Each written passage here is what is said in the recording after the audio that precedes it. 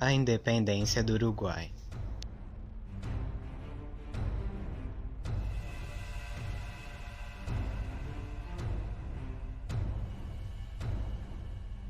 Olá, estamos em 1822, época em que o Brasil acabara de declarar sua independência e época em que também acabara de se proclamar um império. Nessa época, o Uruguai ainda nem sonhava em se tornar um país independente ainda, e no Brasil era conhecido como Província da Cisplatina.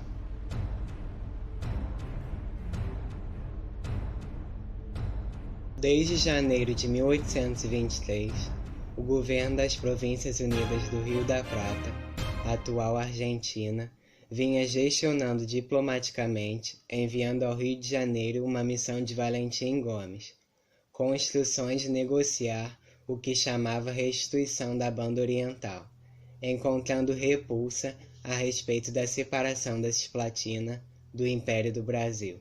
Já em abril de 1825, um grupo liderado por Juan Antônio Lavalleja e conhecido como os 33 Orientales, adentraram em território uruguaio, nas imediações de Colônia do Sacramento, dispostos a ativar o movimento de independência ainda latente no interior do país.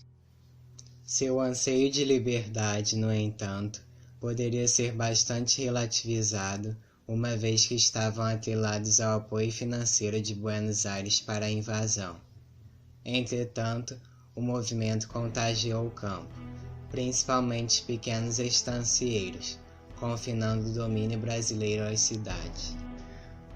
Somando-se a eles, o general Fructuoso Rivera, no chamado Abraço de Monzón, em poucos meses fizeram o exército brasileiro retroceder. O apoio dos argentinos aos Cavaleiros Orientales fez com que, em 25 de agosto de 1825, no Congresso de Florida, fossem proclamados nulos os atos de incorporação da Cisplatina pelo antigo Reino Unido de Portugal, Brasil e Algarves e declarada a independência do território oriental, junto com o seu desejo de ser parte das Províncias Unidas do Rio da Prata, atual Argentina. O governo de Buenos Aires aceita a proposta, o que já era de se esperar. No Rio, o embaixador da Áustria, Marechal, informava ao seu chefe, Clemens Wenzel von Metternich, da conveniência de uma intervenção britânica em favor da paz.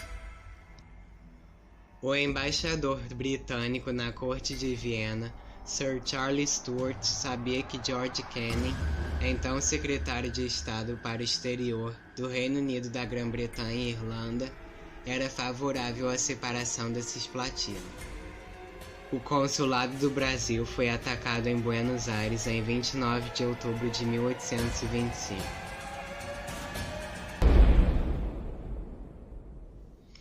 A ofensiva uruguaia era apoiada por tropas das Províncias Unidas do Rio da Prata.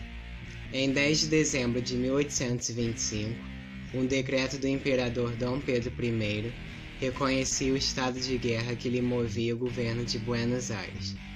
Diante disto, o imperador do Brasil declarou guerra às Províncias Unidas do Rio da Prata, começando assim a campanha Cisplatina, Guerra Cisplatina, ou na Argentina, Guerra del Brasil. Por 3 anos, a guerra se manteve indefinida. Alguns conflitos ocorreram entre Brasil e Argentina, mas a guerra continuava sem sucesso, principalmente porque os exércitos de ambos os países eram despreparados. Os 3 desfechos políticos possíveis para este conflito bélico-diplomático eram a constituição de um Estado oriental, que seria o Uruguai, independente, que parecia impossível pela falta de garantias de estabilidade e de recursos, voltando à situação de 1816, com lutas entre facções e caudilhos. A outra era a consagração da União da Província Oriental, ou Cisplatina, às Províncias Unidas do Rio da Prata, o que parecia impolítico ao Brasil. Ou a manutenção da província cisplatina como parte integrante do Império Brasileiro.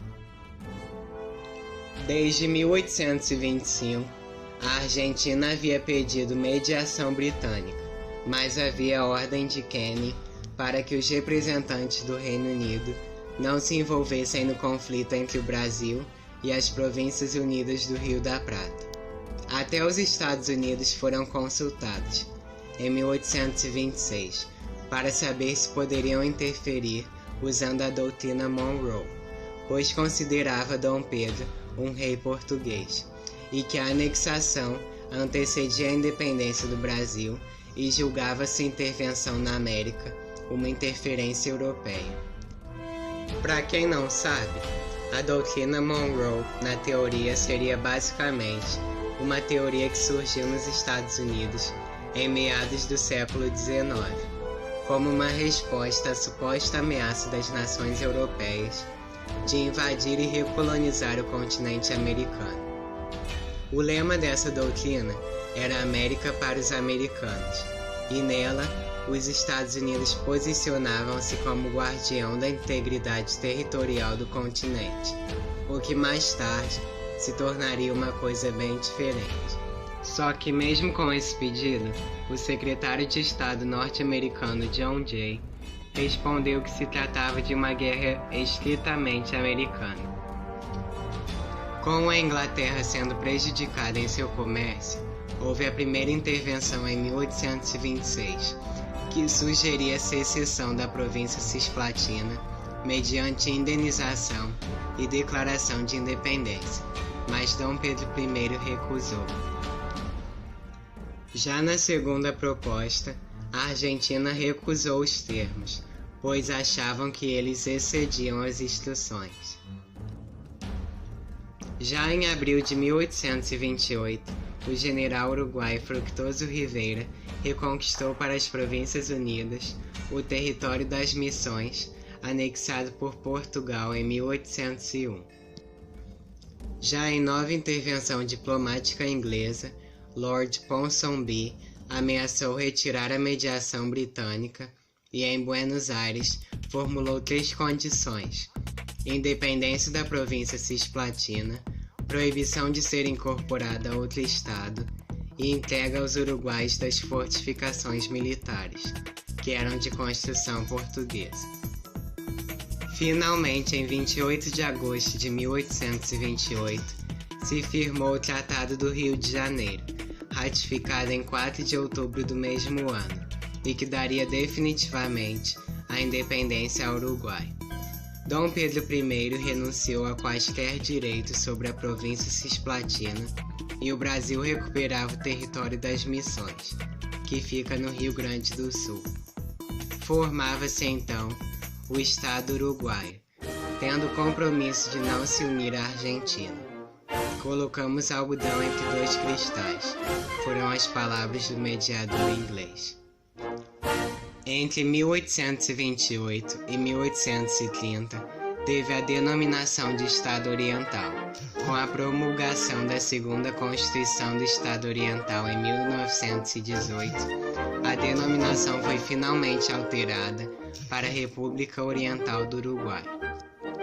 Pelo Tratado de 15 de maio de 1852, se estabeleceu a demarcação territorial fronteiriça com o Brasil pela embocadura do Arroio Chuí. O objetivo do Império era controlar o Rio da Prata e toda a bacia platina, principal via de acesso ao sudeste do Mato Grosso e ao oeste do Paraná, de Santa Catarina e do Rio Grande do Sul. E então o Uruguai se tornou independente. Nessa guerra, tivemos certos vencedores e perdedores, e Dom Pedro I terminou a guerra com uma alta impopularidade.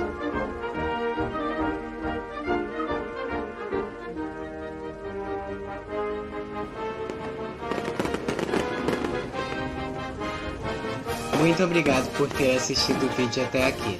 Deixe o like, compartilhe e até o próximo vídeo.